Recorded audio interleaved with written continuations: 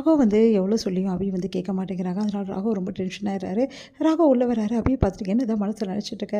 உன் இஷ்டத்துக்கு எல்லா முடிவும் எடுத்துட்டு இருக்க. இதெல்லாம் நீ பண்ணுறது கொஞ்சம் கூட சரியில்ல. அவ்வளோ பேர் அவ்வளோ சொல்கிறாங்க. ஆனால் யார் பேச்சும் கேட்காம இப்படி பண்ணுறீங்க.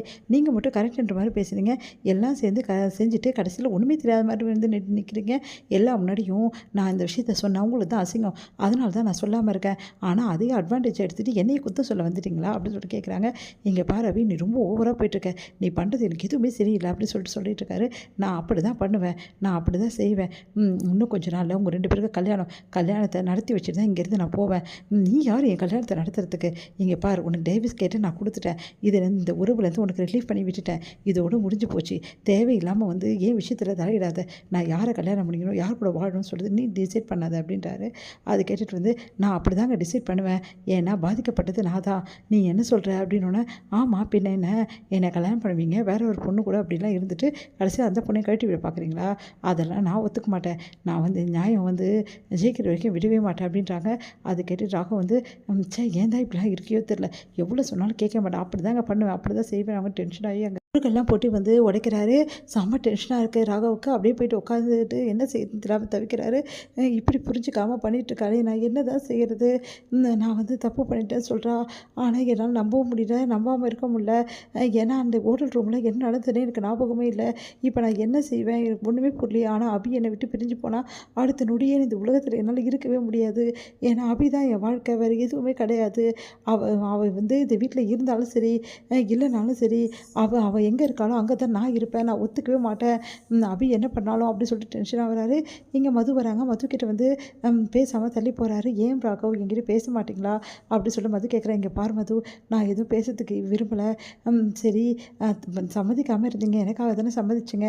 ஒன்றும் உங்கள் மனசுலேருந்து நான் இருக்கேன் அப்படி தானே அப்படின்னோடனே, ஐயோ ஒருத்தி அப்படி சொல்லிட்டு, இங்கே பாரு மது, தேவையில்லாதெல்லாம் எதுக்கு பேசிட்டு நீ உள்ளே போய் எனக்கு முக்கியமான வேலை இருக்குன்னு சொல்லிட்டு போகிறாரு. மது என்ன பண்ணுறது தவிக்கிறாங்க. இங்கே வந்து ராகு என்ன பண்ணுறாரு, ஃபுல்லாக வந்து குடிச்சிட்டு வீட்டுக்கு வராரு. வீட்டுக்கு வந்து என்ன பண்ணுறாரு, பயங்கரமாக பிரச்சனை கிட்ட வந்து சொல்கிறாரு. இங்கே பாரு, நீ என்ன பண்ணாலும் நான் தலையாட்டிட்டு இருப்பேன் நினச்சிக்காத. இந்த வீட்டை விட்டு நீ இந்த ஜென்மத்துக்கே கிளம்ப முடியாது. நீ என்னோட பொண்டாட்டியை மட்டும்தான் இருக்க முடியும். நீ வந்து உங்கள் அப்பாவுக்கு பொண்ணாக வீட்டுக்கு போயிடலாம் நினைக்கிறல்ல, அது நடக்கவே நடக்காது அபி. நீ இருந்தால் மட்டும்தான் அந்த கல்யாணமே நான் பண்ணிப்பேன் அப்படி சொல்கிறாரு. அது கேட்டு அதிர்ச்சி அடைகிறாங்க.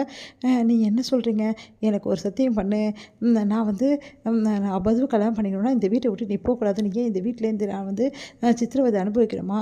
இந்த வீட்டிலேருந்து நீங்கள் சந்தோஷமாக வாழ்றதை நான் பார்த்து கவலைப்படணுமா? அதுக்கு தான் எவ்வளோ பண்ணுறீங்களா? அதெல்லாம் கிடையாது. என்னால் மதுவை கல்யாணம் பண்ணிக்க முடியாது. அதை திட்டவட்டமாக என்னால் சொல்ல முடியல. ஆனால் இப்போ சொல்கிறேன், மது எனக்கு தேவையும் கிடையாது, அவளை கல்யாணம் பண்ணிக்கணுன்ற அவசியமே எனக்கு கிடையாது. அதை கேட்டு அதிர்ச்சிட்டு, இங்கே என்ன நினச்சிட்டு இருக்கீங்க? ஒரு பொண்ணை ஏமாற்றிட்டு அது போல் கல்யாணம் பண்ணிக்க மாட்டீங்களா? என்னை பொறுத்த வரைக்கும் நான் ஏமாத்துறேன், என்னாலேயே நம்ப முடியல. நேற்று நீ சொன்னதெல்லாம் நான் தலையாட்டினேன். ஆனால் இன்றைக்கி யோசிச்சு பண்ணி பார்த்தா நான் மது வந்து அந்த மாதிரி யோசிக்க கை வச்சுக்க சான்ஸே கிடையாது. நான் அப்படிப்பட்டவனே கிடையாது.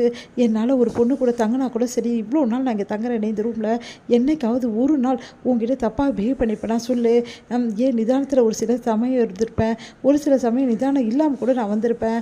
அந்த டைமில் ஒரே பெட்டில் ஒரே ரூமில் தானே நம்ம இருக்கோம். அந்த மாதிரி தப்பான எண்ணத்தோடு உன்னை பார்த்துருப்பேனா அபி, சொல்லு அபி அப்படின்னோடனே அபிக்கு ஒன்றுமே புரியல. இவர் சொல்கிறதும் கரெக்டு தானே. வந்து இவர் இவ்வளோ நாள் நம்ம கூட இருந்தார். ஆனால் நம்மளை அந்த மாதிரி கூட யோசனை பண்ணது கூட கிடையாது. என்ன பண்ணுறது அப்படி சொல்லிட்டு யோசிக்கிறாங்க. சொல்லு அபி. நான் வந்து நீங்கள் விரும்பின பொண்ணு கிடையாதுல்ல.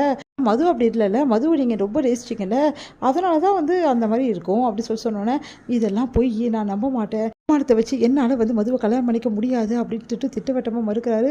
அதிர்ச்சி அடைகிறாங்க அபி.